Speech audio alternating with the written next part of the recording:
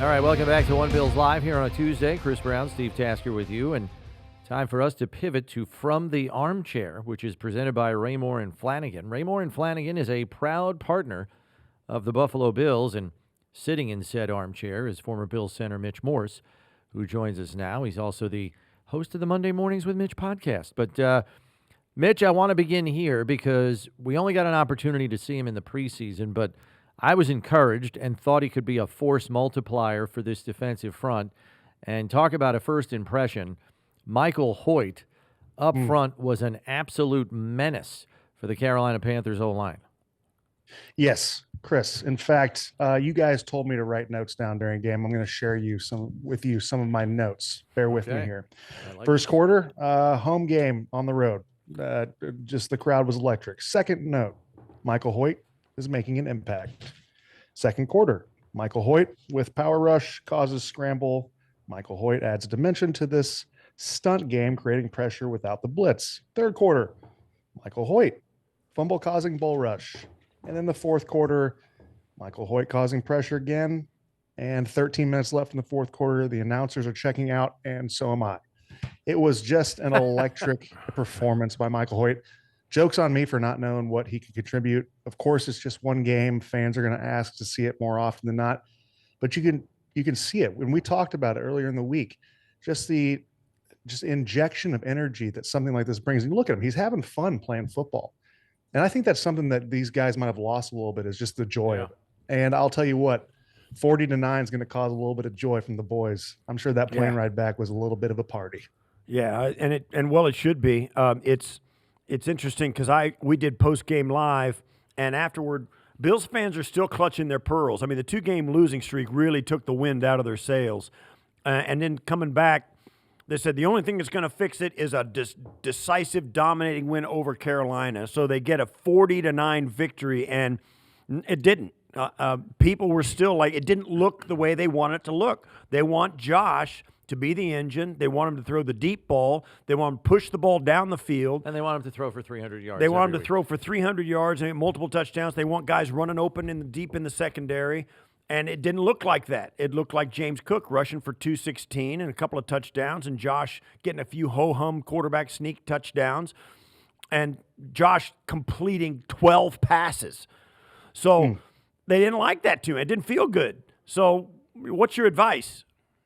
That's the most sexual stat line for an offensive lineman I've ever heard in my entire life. Right. You know what I mean?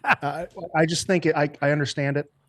I get it. It's not the sexiest thing for the layman to watch, someone not pushing the ball down the field. But that was just good football that was played, man. Yeah, James Cook alone with 216 yards, 212 yards rushing, 245 yards rushing on the day, a pair of touchdowns for Josh. Of course, they were 1-yard sneaks, but dude, you won 40-9.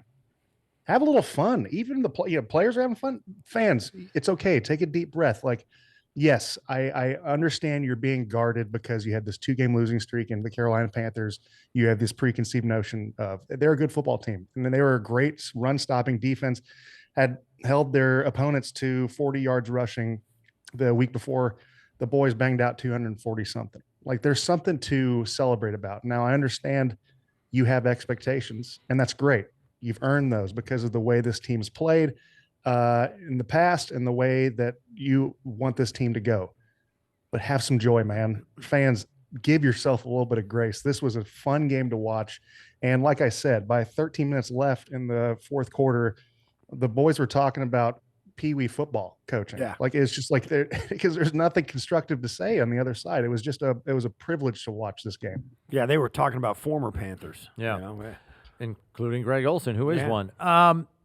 Mitch, we saw Reggie Gilliam used more in the final month of the regular season here last year. More I formation, more offset I, maybe lining up on the wing at times, pre-snap, sometimes even a motion guy, on inside runs. We're seeing more of him again this season. And even when one of the tight ends was down, he was used as the pseudo third tight end in some of their 13 personnel packages. What did you like about the way he was utilized this past week?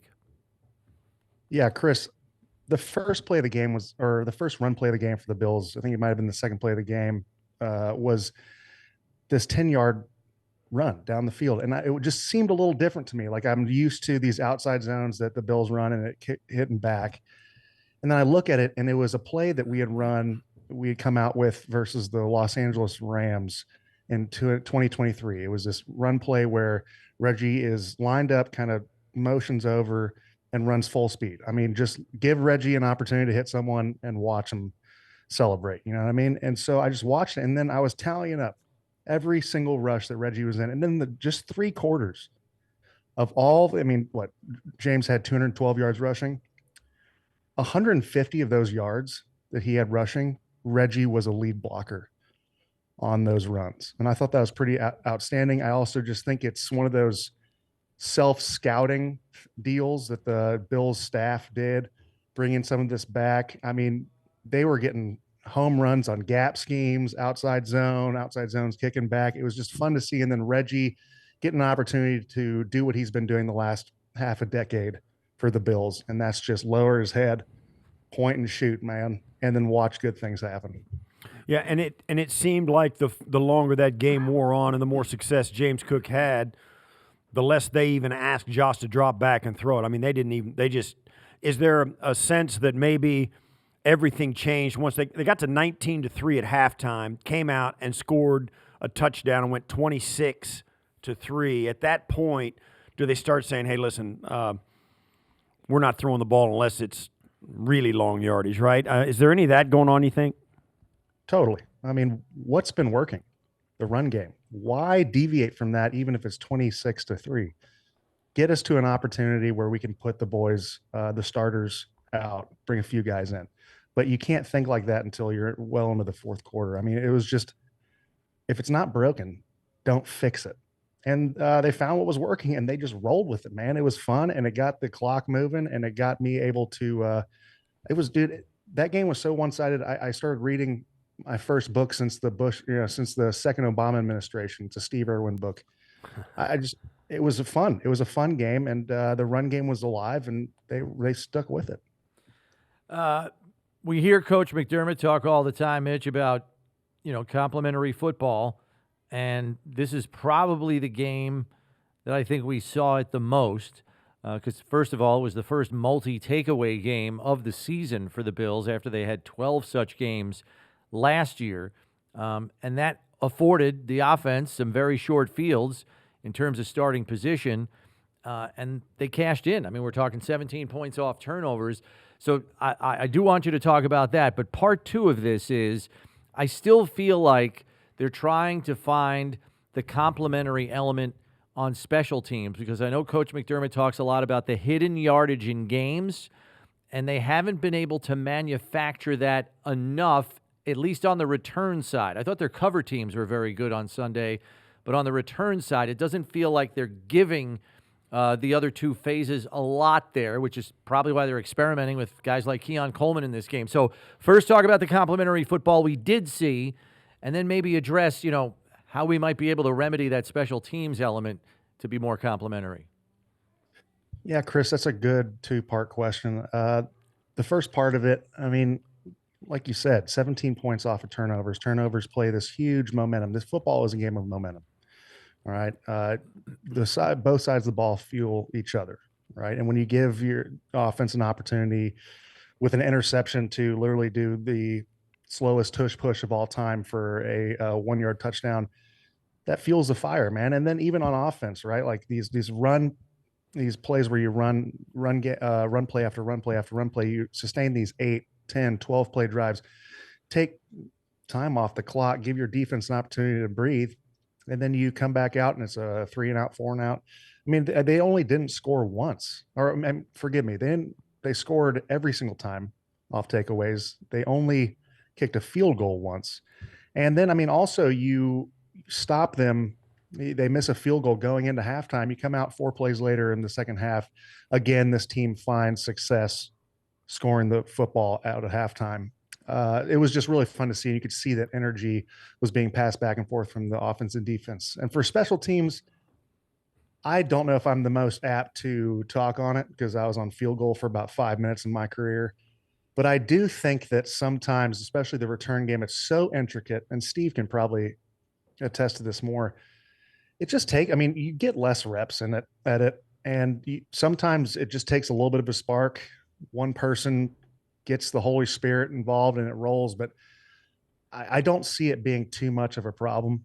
Uh, I also don't know how you rectify it. If this is their biggest complaint from the game, I think it's going to be a pretty good thing we're looking at here in the foreseeable future. I don't know if you saw any of the Kansas City game last night. I imagine you caught parts of it at least. This is once again another regular season meeting with the Chiefs. It's going to be in Orchard Park. The Bills are tough to play in there. They beat them last year in this building. Has a different feel now because the Chiefs really feel like they've got to win. Last year they had a large margin. They hadn't lost yet. Yeah, they were 11-0 coming in last year, so they, it was a different kind of feel to this game. This one the Chiefs really need, and the Bills, it's a big game for them as well. First of all, how does that change things, if at all, and what do you expect from this game? I expect a shootout. Yeah. Steve, I think both of these teams are coming in with something still to prove. Both these teams still feel like they have a little bit of a chip on their shoulder from how this season's progressed at the infancy of the season. The Chiefs coming in these last 3 games are on fire. Let's just call a spade a spade. They're on fire. And then, the Bills are coming off a 40-9 win, but they had those 2 losses that they felt like they should have won, and they're not in first place in the AFC East. More than anything, you have to win for home playoff advantage, because sure, you might meet these guys in the future, but the biggest thing right now is that both of these teams, the novelty is over playing each other, in my opinion. You got to get this game going. It's just the next game mentality, I think, for both these teams, but that doesn't mean it's not going to be electric, man. I think that 4:00 kickoff is going to be awesome. Mitch, thanks as always for the time. Good to catch up with you, and we'll do the same next week. I appreciate you guys. Take it easy now.